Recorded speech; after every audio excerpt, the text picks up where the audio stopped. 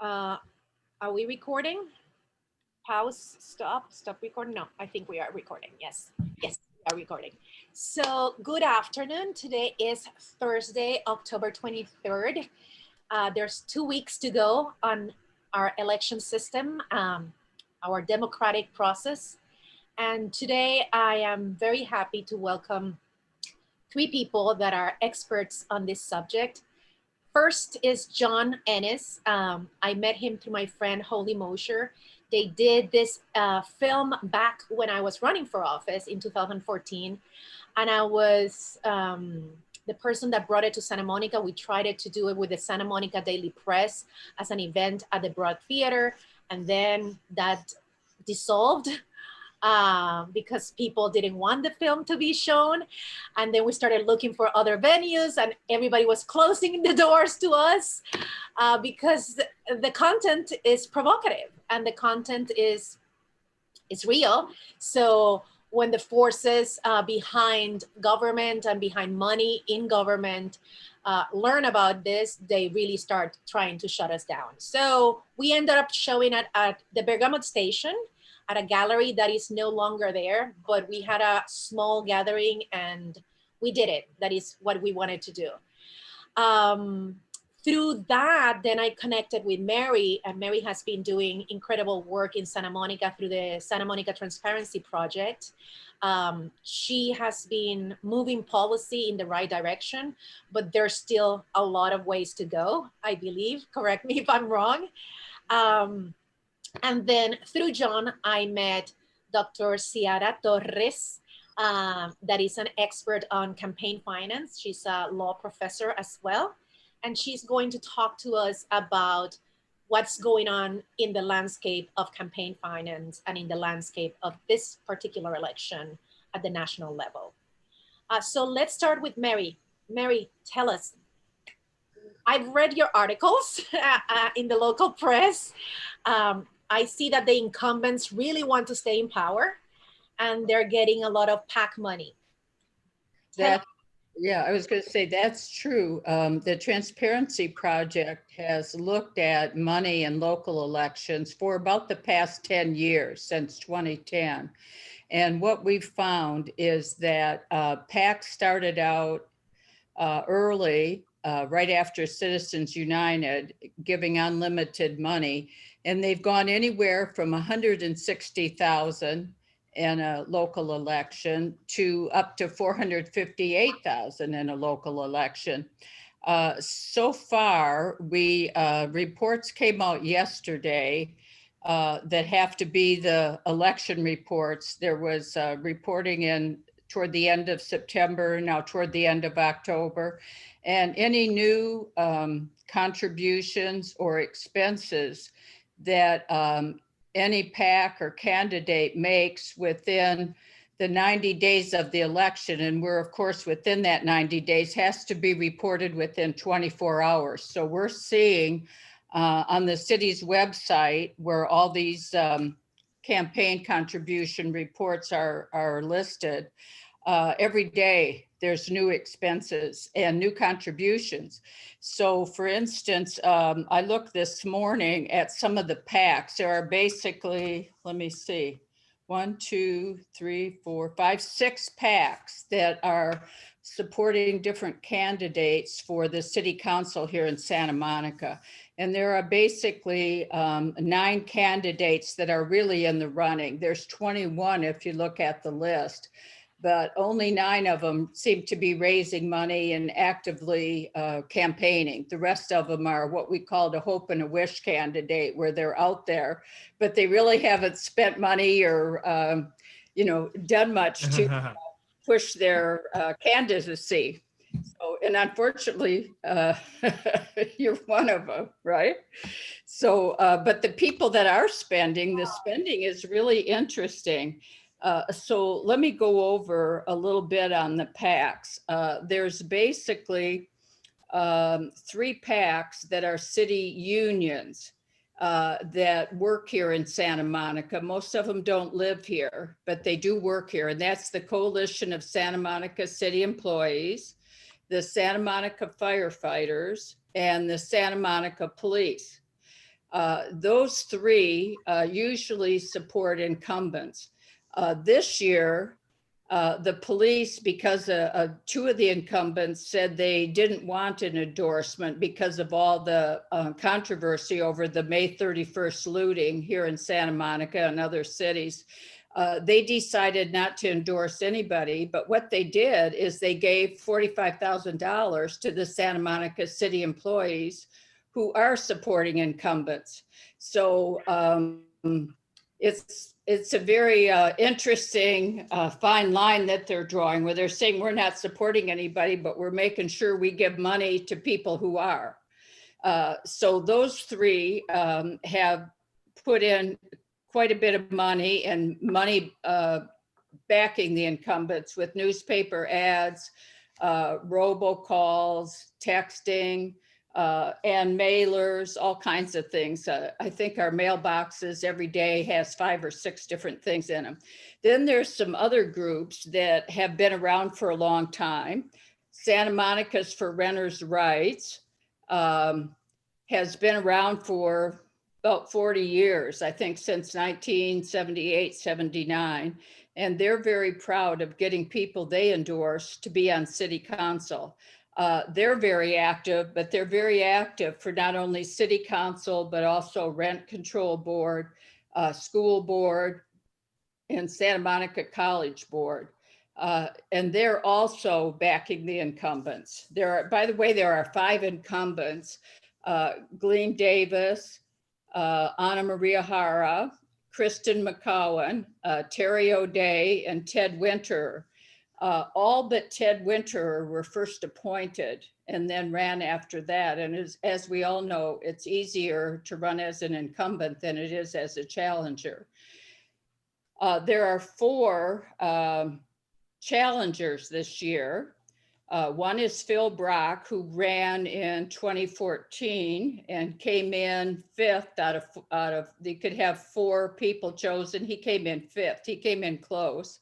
The other one is Oscar De La Torre, who's been on the school board for the past 16 years, I think 16 or 18 years. Mario Fonda Bernardi, who's a local architect and is also on the Planning Commission. And Christine Para, who lives in Santa Monica, but is the head of the emergency services in Culver City.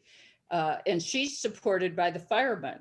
They're supporting incumbents except for Christine, and they decided instead of Anna Maria Hara, who was appointed about a year ago, they're supporting Christine Para. They're the only city employee group that's actually supporting somebody who's not an incumbent.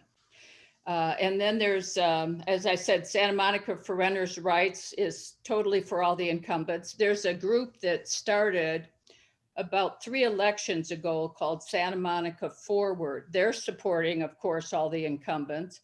And one of them, Christine McCowan, is running without any opponents. She is running for a 2-year term. She was appointed in July to fill a seat of a council member who had to resign because he has a business on the pier and he was negotiating a contract with the city, which would be a clear conflict of interest.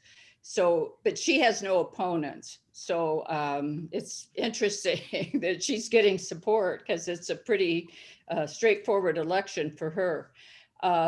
So Santa Monica Forward has pretty much been funded by developers with large donations like $10,000, $5,000, $2,500, where if you're just a campaign committee, the most you can get from either a business or a person is $340. So you can see how the PACs can take over very quickly. This is a rough total because we don't have all reports yet, but it looks like the PACs have raised about 280,000 or spent, 280,000 so far. And 192,000 of that is by the Santa Monica Forward PAC, which is run by developers. So they're really pushing some incumbents. and some notable numbers that I thought were pretty interesting. They're worried about two incumbents in particular. One is Anna Maria Jara, who the firemen didn't endorse. They spent $59,000 so far on her. And the other one is Terry O'Day, who's really running for his fourth term, and they've spent $61,000 on him, which is a shocking amount. And let me just compare it. City employees spent about $5,500 on each of them. The firefighters spent about $4,000 each. And the renters' rights have only spent about $2,500 each. So you can see the contrast of how developers really want people who they think will support them in their special interests in this election. Now there's a new group, actually two new groups that have come out. One is called Santa Monicans for Change, and they are a PAC that has decided to go and support the challengers. They've only spent about $3,700 per challenger, just because they are not collecting money like some of these are that are one group is collecting amazing amounts. So they've spent, like I say, about $3,700 on each incumbent, except they spent a little more on Christine Parra. She's got about $7,000. And then there's a group that was around in the 2014 election that was called Responsible Leadership for a Better Santa Monica. And that was actually headed by Terry O'Day, who is running in this election. This time, he's not the leader on it, but they are supporting the opposite side, which I think is fascinating. They're now called Responsible Leadership for a Better Community, and they're supporting the challengers. And they've already put out one, I guess I'll hold this up, one mailer that shows the pictures of the challengers, which is surprising. They've changed sides, which is highly unusual. So this is going to be a very interesting election because there's two incumbents that look like people supporting them think they must be in trouble because they're spending about twice as much on them as they are on the other incumbents. And then there's a group that supported all incumbents last time, which this time has changed and decided to go after, spend money on the challengers. So stay tuned. It's going to be very interesting. And I'm also looking at the California voting, and about 28,000 people so far in Santa Monica have voted. We've got probably another 40, 50,000 yet to vote. So it's going to be, there's still a lot of people that either will mail in their ballot, put it in a drop box, or vote in person. So it's not going to be over for a while. And this is one of the more interesting races we've looked at in the last 10 years. With that, I'll turn it over to the next person. I want to ask you a question because another thing is that the Santa Monica Daily Press, that is the main news outlet, I will say not the main, but the one that has the contracts of the city. That means it makes it, they're the newspaper of record in the city. Exactly. Okay. They put a rule when I ran in 2014 and in this election and in the last election, that you have to raise a certain amount of money to be featured in their podcast and in all the election programming and to be considered for endorsement. Do you consider that is pay to play? I think what they're doing, because they're not paid, in other words, they're peripheral players. They're not somebody actively trying to get certain people elected like these PACs are. No, I don't. But I think what they're doing is if you have 21 people running, you say, how many people are seriously running? And I think so they did what I would call an arbitrary cutoff, but I think that they're within their rights to do that. Just that some of the residents in Santa Monica that could not be in the Zoom call today, uh, told us of the conflict of interest because the wife of the editor works for the Department of Communications. So it's something that Trisha mentioned it to me, and two other residents also mentioned it to me. Mhm. So I just wanted to put it, to be transparent, to put it there that the editor is married to an employee that is working particularly in the communications department. Interesting. Okay. Yes. So now, Dr. Sierra Torres, thank you so much for welcoming us because I know that you're in the East Coast and we are on the West Coast. So there's a time difference.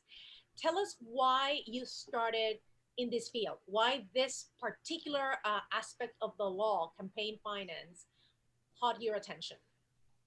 So I lay this at the feet of my father, who was an artist who did the artwork that's behind me. Because when I was a youngster, he would always tell me, Chara, remember to ask the big questions. And I think one of the big questions that I've been working on for about a decade now is what is the proper role of corporate money in a democracy? So I wrote about that in two different books. One is called Corporate Citizen, which I wrote right after Citizens United. And my latest book is called Political Brands. And that was about the 2016 election. What motivated me to write that book was how in the world did America decide to elect a brand president? And that got me looking at how most of the money that's spent in campaign finance is spent on advertising.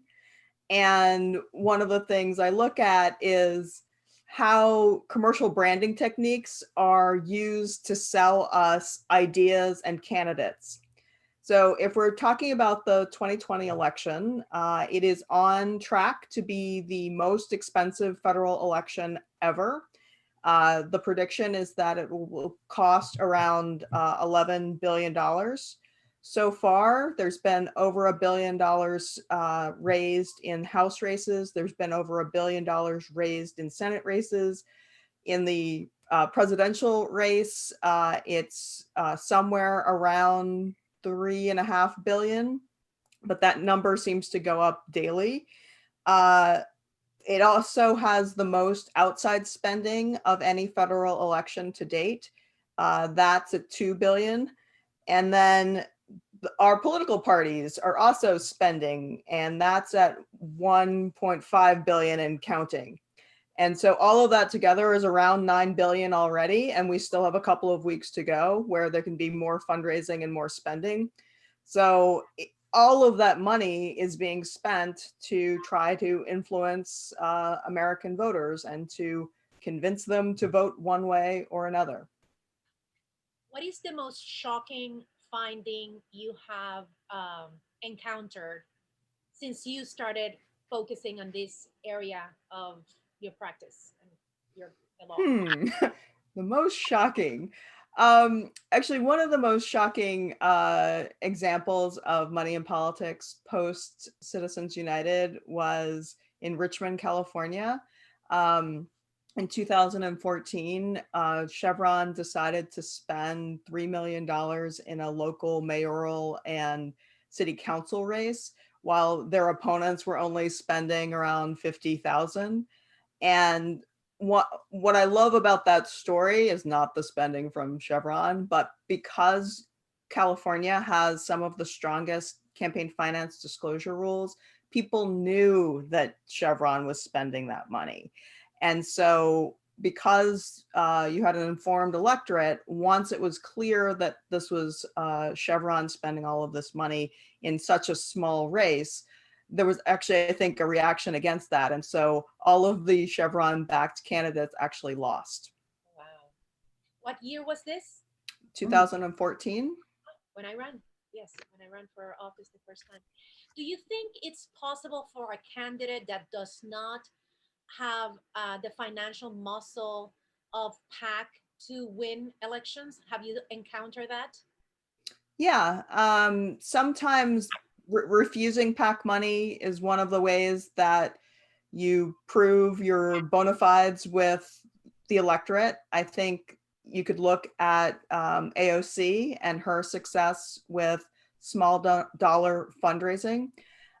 She says that she has this model called Netflix for democracy. So one of the things that she would say to some of her small supporters is, you know, can you give me $5 a month?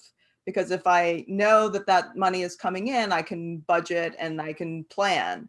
And because she sort of hit this, you know, struck a nerve of fame, lots of people give her $5 a month. And that allows her to be one of the only freshman members of Congress that is not stuck dialing for dollars. One of the, you asked me what is shocking in my area. Well, one of the things I think is shocking is that our freshman members of Congress, whether they are Democrats or Republicans or independents, are basically told that if they want to keep their seat in Congress, then they have to fundraise 30 hours every week. And so instead of working for the American public, which is what we sent them to Washington to do, they end up on the phone begging for money from rich people. Is there a hope that we can overturn Citizens United? There is. The difficulty is because the Supreme Court ruled on constitutional grounds in Citizens United, that means that only the Supreme Court itself could reverse it, or you could have a constitutional amendment. But the amendment process is arduous. There's a reason why we've only had 27 amendments to the Constitution. And that's going to be a difficult process, which takes both houses of Congress and a supermajority of the states. But do you have hope that it can be done? Yeah, of course. We are in the year where we're celebrating the 150th anniversary of the 15th Amendment, which gave Black men the vote. We're celebrating the 100th anniversary of the 19th Amendment, which gave women the vote. Both of those were a long time in the making. And so it may not be instantaneous that we get a constitutional amendment to overturn Citizens United, but it can be done. I ask you this because young voters are reluctant to vote because they have lost hope. And I ask the question of hope because if there's hope, then we can engage younger generations that have lost, engagement in the political process. Yes. Yeah, I mean, one of the groups that have really inspired me and ended up as the end of my second book, Political Brands, were the kids who survived the Parkland shooting. Parkland is in Florida, where I am. And the kids were just amazing because they had two really basic messages that they stuck to for the ensuing years after that massacre. One was trying to get some sensible gun control passed, and they actually got a little bit passed in Florida, which was amazing because we have a Republican governor and Republican houses in our legislature. And then their other message was to register young people to vote. And so they have stuck to those two messages, and they've been sort of wildly successful in getting young people to register. What is your prediction for this election? I try to stay out of the prognostication business. I really, really hope that we don't have a close election, because a close election will invite litigation, and that litigation itself, I think, will sow doubt in the minds of the American public. So I'm really hoping whichever way it goes, it's a blowout, so that there's nothing to litigate about. Because if we get into a situation like 2000, where it came down to less than 600 votes in the state of Florida, and then was ultimately decided by the Supreme Court in Bush versus Gore, that I think is just a recipe for disaster. So I'm just hoping and praying that we get a clear winner. And I would add this, because we are having so many mail-in ballots that, caused by the pandemic, that's going to take time to process. But just because it takes time to process doesn't mean that there's fraud or shenanigans or anything going wrong. I would rather each of the states take some time and care in counting those votes. Yeah, count every vote. So that we have, faith that the right person is in the White House. You said that your father asked you or taught you to ask the big questions. Mm-hmm. What has been the biggest question you have asked in your life so far? Oh man. Will democracy survive? I think that's the ultimate big question. And I think democracy is very much in our hands right now. If we engage, if we turn out, we can get our country a little bit more on course, back on course. Any last words before we go to John? Vote. If you can vote. Like, I realize that certain individuals cannot vote because of our ridiculous criminal justice system and how that interacts with our democracy. But one of the biggest political parties in the United States are people who have the ability to vote and don't vote. So all of you non-voters, this is your chance, especially if you live in a state where they have same-day voter registration. In most of the states that have registration 30 days out, you've already missed that. But if you live in a state that has same-day voter registration, show up, register, vote. Are you afraid of voter suppression in this election? Well, it doesn't help to have the President of the United States continually call our democratic processes into question, including accusing vote by mail of rampant fraud. There isn't rampant fraud either in in-person voting or in vote by mail. And the more that voters get those messages, the more that voting is likely to be depressed. I think another problem that we've seen is very long lines, even in early voting.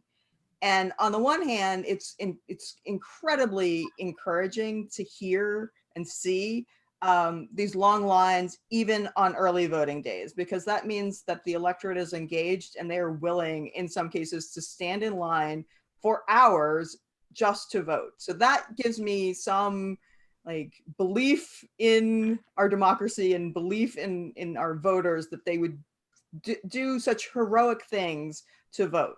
But on the other hand, they should not be in a line that is hours long. If Disneyland can figure out how to manage a line, then so should your board of elections. They should have more machines available so that people can vote, and they should do it in bigger venues so that it's safe during the pandemic. Good observations. So let's move to John. John Wellington Ennis is a father, is a filmmaker, and is a firebrand in the documentary space. I was so lucky that I just bumped into them in 2014. They introduced me to incredible, oh, where's Lydia? Lydia is not joining us. I don't know. Yes. His film also bring the aspect of political art, which I'm a big fan of, because I think the role of artists and art in society is to provoke and to explore ideas outside the box. He has a new film that I would love to know more about because I don't know much about it. So tell us first about Pay to Play, and can you then take a segue into your new film?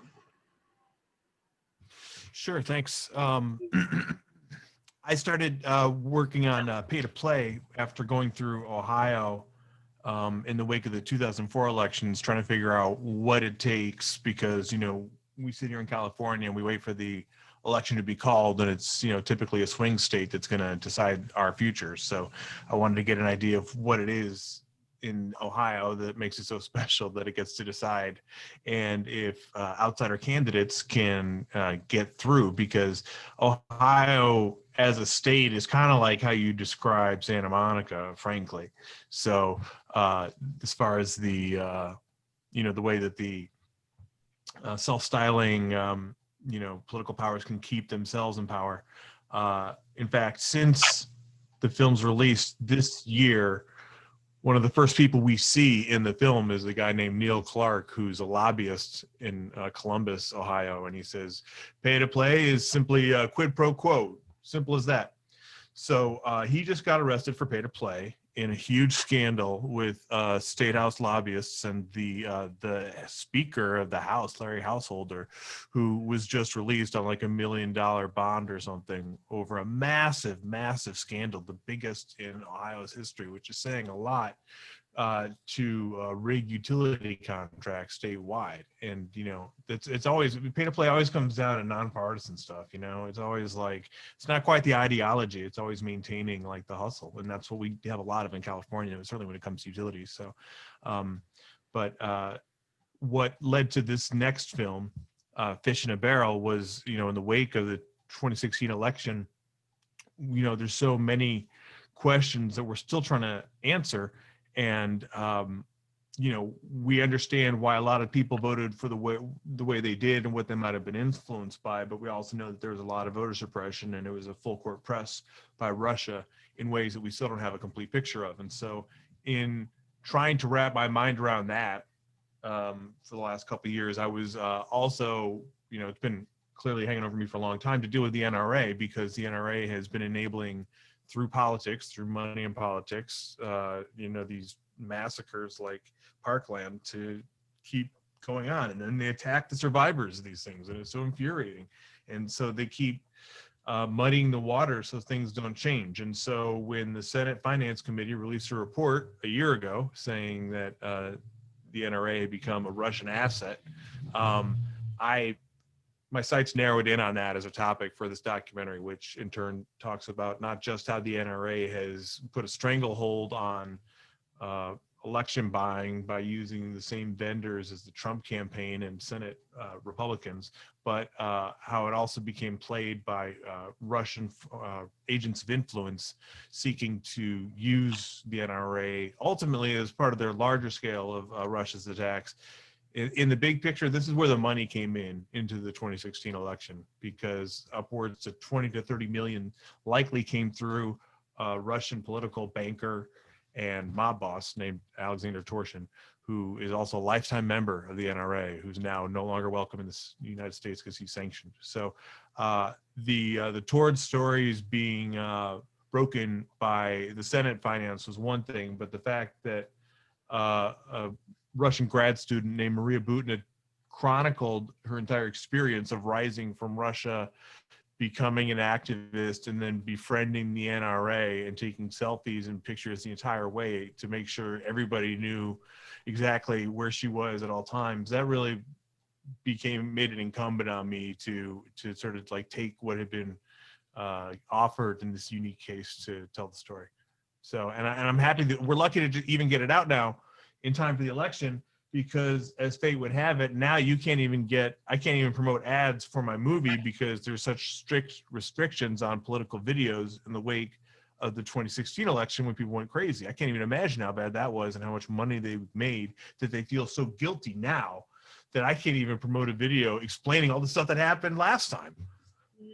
Like, I can't even put out a press release. Like, PR Newswire won't even like get back to me about just the summary of my film with all the links and everything. It's pretty crazy that like people are so nervous about this when it's literally like so widely documented. And so I wish pay to play was limited to just our country, but once you've got foreign players, you know, coming in at stakes we don't even understand. Like, it's just like with this film, I'm just trying to keep track of everything. But the thing about the NRA is that they're just in it for the money as well. And the whole reason they had their own delegation going to Moscow, which is what ended up being a huge sore spot for the NRA, was to try to do business with sanctioned individuals. I mean, these are people who have their own gun factories trying to do business with our enemies. And so, the fact that like they've put their business first and foremost is a main reason why the NRA is at risk of losing their nonprofit status, which is one of the things that the New York Attorney General, Letitia James, is citing in her lawsuit against them. And actually, just a week ago, the NRA chief executive, Wayne LaPierre, is being investigated by the IRS, his personal finances for fraud and embezzlement. So it's such a mess. And the fact that these guys, as you'll see in the film, they are able to just barely, blindside campaign finance laws, which can't be enforced right now. And they know that, to get senators in that are going to confirm these Supreme Court justices. They know how they can work their own supporters and the messaging to confuse people, to make them think that the Manchin-Toomey amendment after the Parkland shooting, or after the Sandy Hook shooting in 2013, when that bill was introduced, they made people think that it was going to create a database of gun owners, and that could lead to people's guns being taken away. When in fact, that amendment did the exact opposite. It made it a felony to create a database of gun owners, and the NRA knew that, and the senators knew that, but they went and lied about it anyway. And so when people ask, why doesn't anything change, it's because of these bonehead moves that these guys keep doing and getting into office, because the NRA will shamelessly break campaign finance laws. So I'm glad to see that their finances are shriveling up, but they're still not down for the count. And I'm hoping that we can keep pouring attention on them. That just joined us. She's in the next, because I was monitoring you and I didn't know that she was trying to. Oh yeah, she's there, right? Yeah. But right. Whoops. Hi. Recording this. Thank goodness we're recording this. John, have you been, because of the work that you do, I would assume that you have people knocking on your door, just trying to stop you from doing the work that you do? Has that happened to you? So much can be said for just not supporting, that it's so hard to get it done on your own as it is, that you really don't have to try to go against it. But once you get ads up on Facebook, once I got so we can't talk about politics on Facebook and you promote the videos, but I have a 2-minute segment on the lavish lifestyles of NRA executives. Okay, they'll run that. That's not about politics. It's just about corruption. It's not about the election. No candidates. Okay, they'll run that. And so all the angry comments that I get from people saying, what about the Clinton Foundation? Or what about everything else happening? Why are you doing that? First of all, that shows me it's being run, and it also, that engagement helps boost the video, thankfully, so that I'm definitely going to run that more. But it also shows how sort of people just don't want to hear. I know that you go back to what might seem a long time ago, like the 2004 election, and this cultural divide that we were facing. There's a lot of uncertainty of are people like us, but they just believe so much in a pro-life, belief that they don't quite see things the same way, and can we get around it? And if everyone saw the same truth, could we get around, and come together on things? And so, increasingly what Trump has shown is the willingness of people to completely omit the most important things, hundreds of thousands of people dying around them in a recession, to try to, clamor and complain. On my Facebook post, why isn't Facebook promoting stories about Hunter Biden's laptop? It's crazy. So, the fact that there's that disconnect and is so real sort of shows the limits of how much people will even consider stuff. I feel what Facebook and Trump found is how much people want their realities to be a la carte. And I think that's what a lot of the Q stuff is too, the QAnon, which is, as I think has been widely reported to be just, really tired, rehashed, anti-Semitic, master conspiracy theories. So why, people, how people will show up to vote, I think, we know what the polls have been telling us all year, that it's remarkable how unchanged it's been, frankly.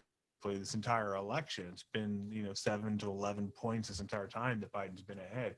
How it's not more, I don't know. But, what we do know from election night and from, counting voter suppression after the fact is that, however many people show up to vote isn't how many votes are counted. So in states like Wisconsin, we recognize that there's ultimately going to be a huge disenfranchised percentage that you have to overcome. And I think a lot of Democrats have just accepted that we just got to keep sending voters over the hill like it's, no man's land in World War I, and however many get suppressed, so be it. But we just have to, flood the zone. And it's kind of sad to see it come to that. But, we talked, Chara brought up 2000 with Bush. I mean, that's really when this new era of voter suppression started. It kicked off then, but it's only gotten worse to the point now where, we're about to have 3 Supreme Court justices who were on the Bush legal team from 2000 on the Supreme Court. So the idea that, the long game that they play, I keep up in Ohio, and someone who we profiled in our film Free for All, Jennifer Brunner, she's running for the state Supreme Court right now, and she is she's very popular, bipartisan, and but Karl Rove has organized a bunch of money to flood that race, because who pays attention to state, Supreme Court races in battlegrounds, that might end up deciding, redistricting and future elections that get disputed. So, Karl Rove knows very much that it's still about Ohio and Florida. And so we have to keep an eye on all of these places, because they're just fighting harder, and they've only been getting more brazen since we started really pointing it out in 2004, 2008. I'm glad. And I think what you're saying, it's helped, that huge amount of suppression has made people all the more eager to turn out. And that's why over 100% of the 2016 early voting has already occurred, even though, it's not even Halloween yet. And also you were talking, another fact about early voting, we were talking about voter suppression this year. There's 20% less polling places nationwide this year than in 2016. That's incredible to me, 20%. That's just amazing. Because I mean, it's just churches. It's just people's like garages. It's not complicated. These aren't like hard places to, like, you don't have to build anything. I'm glad that you mentioned Florida, and because Professor Torres also lives in Florida, because one of the things that I've always said, and I actually told Jennifer Palmieri in Philadelphia when I was in the Democratic Convention, I went to cover it as a citizen journalist for my blog, Diversity Matters. And they were really paying a lot of attention to the Latino vote. And they're, catering to the Latino vote, but they were not giving us anything meaningful. And as a Latina myself and Hispanic, and mother is a delegate for the Republican Party, I said, you don't understand Hispanics. Hispanics are very conservative in general. So I asked the first question at the press briefing in the morning when Hillary Clinton was announced. And it was a simple question. It was a question of how are you going to cater or target the Latino vote? And that was the day that WikiLeaks exploded and the campaign was freaking out, and you could see the fear in everybody's faces. So perhaps it was that, or perhaps was that she was not ready for a Hispanic journalist to ask the question. She couldn't answer, and then an aide came into the stage and she said, well, we have America Ferrara and we have Eva Longoria. So she started mentioning names of movie and celebrities, movie actresses. And I said, that's the worst thing you can do. It's very Democratic Party to do. Yeah. Yeah. So it was just sad. Well, that sounds so good. But yeah, the Democratic Party is like, yeah, we got celebrities. Yeah. We have celebrities and they're Latino. Like, so. They mean well. That's all. Yes. Professor Torres, are you Hispanic? Because Torres is a Hispanic last name. From what country? So my great grandfather was from Cuba. Okay. but he did not come in 1960. We were already here. I ask you because Cuba and Puerto Rico, there's a poem from a bird both wings. So my neighbors, I grew up with Cubans myself, and they're all Republicans, and now they're all living in Florida. So if we depend on Florida and Ohio, people buckle up. Yeah. Buckle Yeah. up. Though there's also the whole post-Maria migration of Puerto Ricans Exactly. to the Orlando area. So who knows? And then there are all of the expats from various South American countries as well. Yes. But when I went to Puerto Rico, I went to Puerto Rico last November 2018, and I stayed 11 months. So I was doing a lot of field work in Puerto Rico on recovery efforts and what has been happening after Hurricane Maria. Wow. And the pro-Trump sentiment is there. It was just a lot of people really like him and support him. And the governor that we have now endorsed him for this election. So it's interesting. And I just want to say that because there's an assumption that because you're Hispanic or Latino or a person of color, you become a Democrat instantly. And that has not been my experience because I was raised by Republicans. And my mother's friends are all Republicans, and we have very few Democrats. So it's a miracle that I became more of an independent Democrat because I was always registered as an independent until the 2016 election that I registered as a Democrat because a friend of mine asked me to work for a caucus, and I needed to be registered Democrat to work on the caucus for that campaign. So, yes, and all Cubans from Florida are not Republicans. Excuse me? All Cubans from Florida are not That's right. Republicans. I know. That's why I put it there. Right. Um, That's right. John, hope. What do you have? What hope you have for this election season? Let's tell the young people what do we have to hope for. Well, you know what? I think because, like I said, I mean, I think we know how the votes are going to be cast. We just don't know how they'll be counted and where. But, I think this has shown how much we can all come together after 2016, where we were so fractious.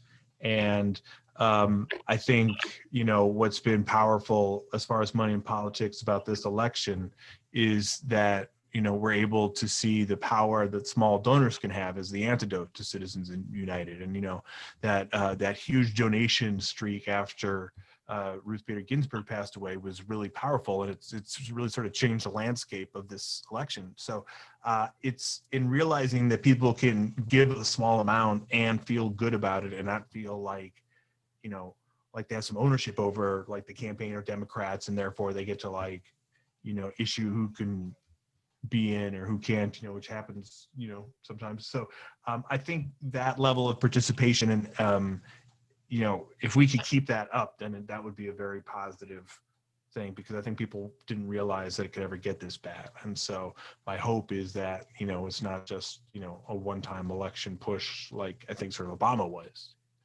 This is, hopefully going to be a sort of sustained effort. Where can we watch your new film? That's my hope. What? Yes. Fish in a Barrel is on iTunes right now. And even Amazon has been sitting on it for a couple weeks. So we'll see. I'm surprised by how controversial the film seems considering it's all news reports. Well, I'm going to do an event to do a screening in Santa Monica the same way we're doing the screening right now of Pay to Play, just to get your film pushed in Santa Monica. Oh, great. That's the only thing that I can do. Oh, Mary, great. Santa Monica is also one of the biggest donors for the Harris-Biden campaign. And Santa Monica is one of the zip codes nationally that is in the top 5 of fundraising. There's a lot of money in Santa Monica. Tell me a little bit about that and perspective that you have into how the money in Santa Monica goes and is funneled to national elections.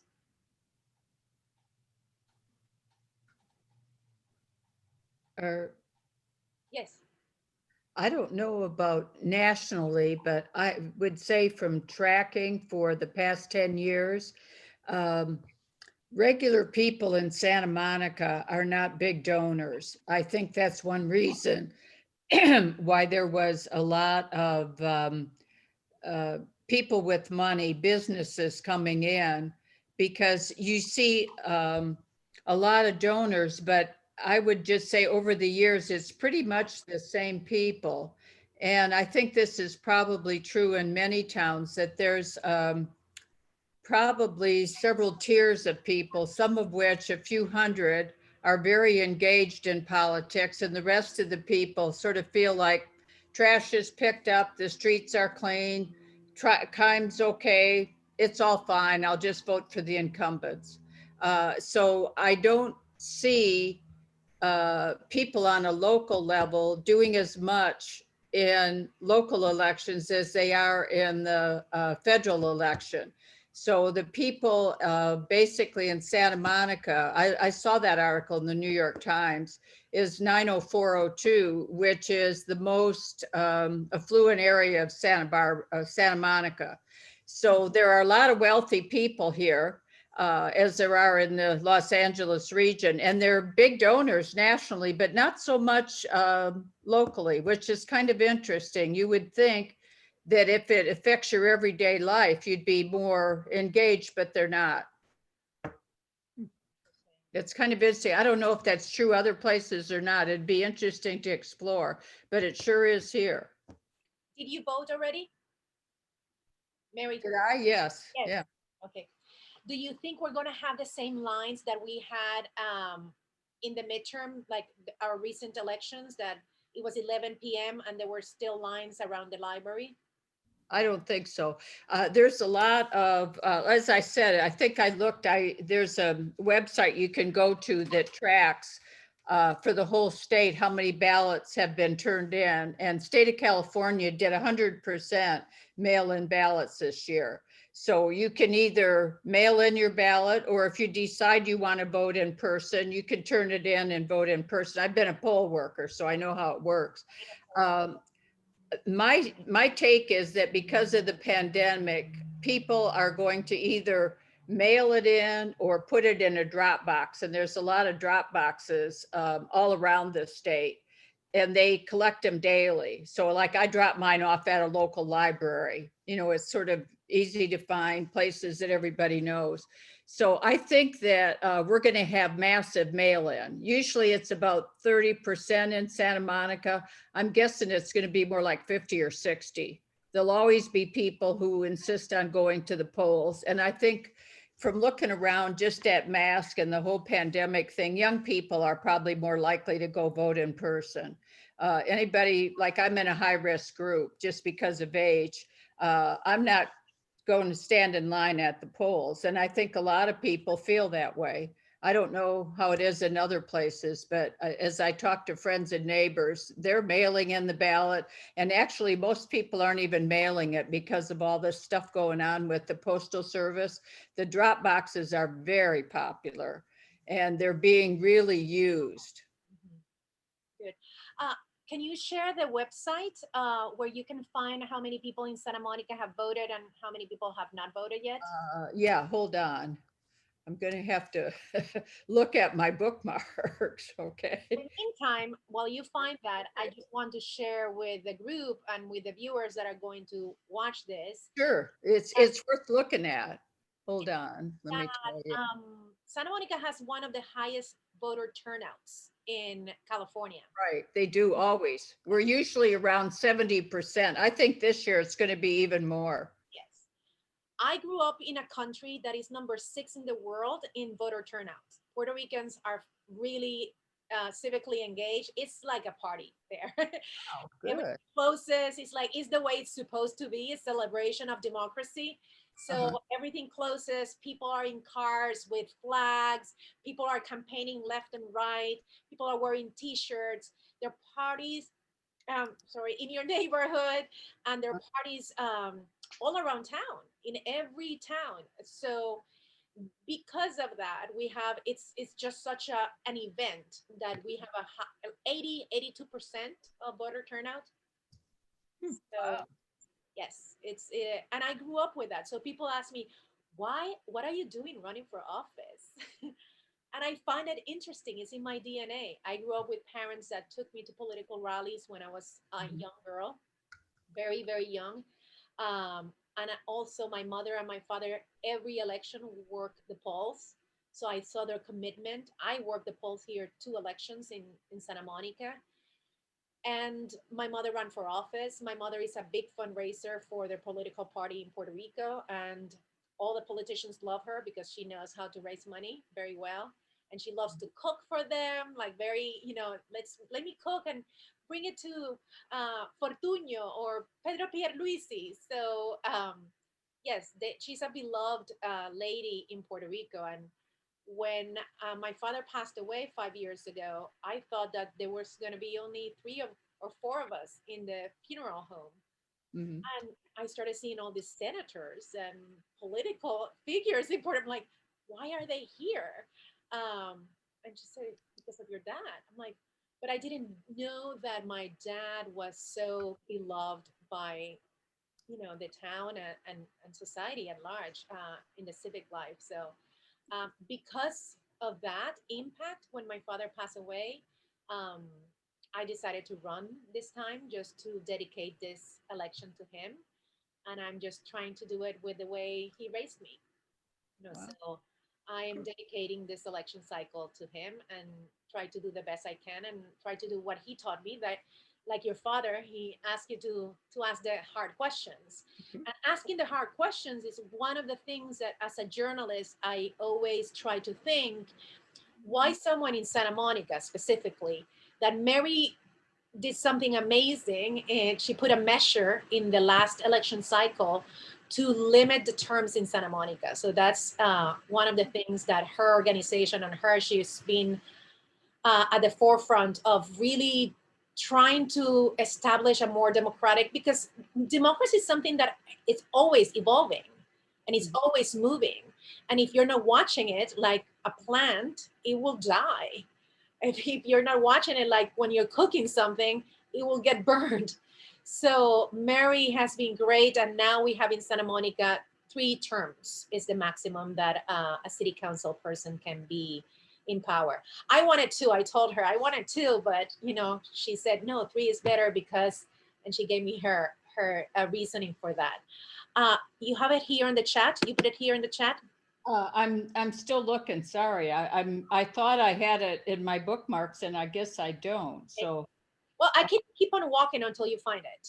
yeah, okay. Well, and one of the things I can do is I'll send you the link. Okay, perfect. So I'll put it. Let me check my mail because they're supposed to mail me every morning, but Okay. we'll see if that happens. And you do this work, Mary, volunteer. You don't get any money to be paid by. Yeah. Yes. We're just a group of citizens who decided that nobody was looking at money in Santa Monica, and it would be a good idea. So we don't take any money. We don't really spend any money. The most we've ever spent is we do some public records requests, and we've had to spend a little bit of money on copies, but usually you can get it scanned and just sent to you. So we really aren't somebody who has expenses. It's mainly time consuming to go through all these reports and put them together and make sense of them. So I have like 3 CPAs right now on the group who are really spreadsheet wizards, thank goodness. So we can crunch numbers pretty good and pull it together and and figure out where we are. Like I say, we have preliminary numbers because reports just came out. They were due yesterday. And in California, they have very good stringent reporting, but they usually give people a couple days. So there's some that came yesterday. I've looked, there's some that came this morning. There'll still be some that are later today, but by the end of today, we should pretty much have everybody reporting as to what they've spent. So we'll see. It should be pretty interesting. If you send me those numbers, Mary, since we have the home screening of pay to play, and there's a discussion open, I can put those numbers in the event of pay to play. Well, I'm there. We're not done yet, so we're not going to release them probably till Monday, because we always verify our work. So I want some people to really check them. These are just my preliminary numbers. I haven't had the rest of the group check it. So I want my little CPAs looking at this and agreeing with the numbers before we put them out there to the world. But I think it's fair to say that the PACs are spending probably twice as much money in this election as they did in the last election. They're very worried about the incumbents, particularly 2 or 3 of them that they think are in danger. And my guess is they must be doing some polling to know who to spend more money on, which is common. You know, there's usually a lot of different polls going on. I don't know about you, but I don't answer my home phone during election season. I just check messages every hour or so because you get so many political calls. So I've not been part of the polling, which is fine with me. I really don't want to be. But I think it is going on because we're seeing, like I say, significant money, like double spent on a couple of incumbents. So, and surprisingly, we are getting a PAC that has changed their tune. So there are people, businesses in Santa Monica who don't like the way things are going. So I think we're going to see a very interesting election where maybe all incumbents won't be reelected. That's happened for probably, with rare exceptions over the last 10 years, the incumbents always get reelected. But I think we're going to see, this is a year of change. And I think that gives everybody hope that we're going to see change at the federal level and change at the local level, which is a good thing. We need it. I think it's a year of reckoning too. I mean, it's change, but it's reckoning because we see how many things are coming down. Right. So in the theme, because John has to leave us, and I think everybody has things to do. I have a campaign to run and I have to raise money. So I'll send you that link and I'll send it so you can post it. Okay. Perfect. Okay. The All right. question I've been asking myself, and I ask of others, and I would like the voters of Santa Monica to ask themselves, is like, why someone who is so entrenched in power, why would you like to do a job that is a volunteer job that pays $1,200 for as a rent stipend? Why you would like to go to the trouble of staying in power when you've been in power already for 2 or 3 terms? Because it's a really heavy job in terms of what you have to prepare yourself, in terms of all the reading that you have to do, and in terms of the criticism that you have to take from the residents and the voters. You have to develop a really thick skin for that. So I asked myself, why you have to be out of your mind to want to do this like long term. Like, I'm doing it because I want to serve, and the way my mother and my father raised me, but other people are career politicians. So Ciara, Professor Torres, do you have a thought about that? People inertia. A certain amount of inertia in your career. Like, if you think that you couldn't get a normal job, but you're sort of used to being a politician, then I think it can be sorely tempting to just continue on that particular path. Yes. Well, with that, John, I made a commitment here publicly that I'm going to do a host of your film for people in Santa Monica. I also want to plug something because 2 people here plug something. So we have another Zoom event next week. As you know, we had the chief of the police retired last Friday. We had some riots going on in May 31st. Policing has been at the forefront in Santa Monica, reform. I actually spoke.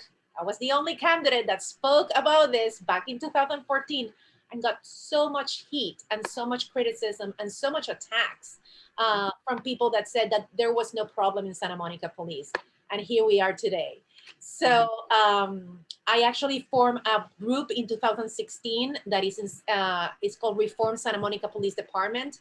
So this is not something new. This is something that I saw coming back in 2014 because of personal experiences that I had with the police, and because I was seeing how they're policing. I'm a walker. I walk everywhere. And when you walk, you really see more things in the street. So I told Ted Winter, I had meetings with him. I had meetings with the executive director of the police and the criminal division. And I was so happy that Dr. Luis Fernandez of the University of Northern Arizona is a scholar on criminology and criminal justice, is going to join us next Thursday at 7 p.m. for a Zoom call conversation that is called Defining the Terms, Police, Budgeting, and Alternatives. So if you want to join us, he's going to tell us more about this, defund the police. You know, people don't understand what that means. And he has been studying that for many, many years. He has incredibly robust research and grants, and he's just an amazing person. And he's also Hispanic. So I love to have my people in my platforms because we are contributors. We are contributors not only socially, but also in our economy. And it's important to have diverse voices. And I think this panel is great. 3 women and 1 guy. Just very representative of the demographics. So thank you so much for your time today. Tune next Thursday at 7 p.m. if you can. And thank you so much, Mary, for everything that you do for Santa Monica. We really owe you a lot. We have to build you a garden or something in Santa Monica to show our appreciation for all the hard work that you do that nobody pays you for, just because you love the city and you love Santa Monica and you love democracy. So thank you so much. Have a blessed rest of your week and the weekend, and I'll see you around. Okay. Thank you. Thanks, Zoe. Good luck.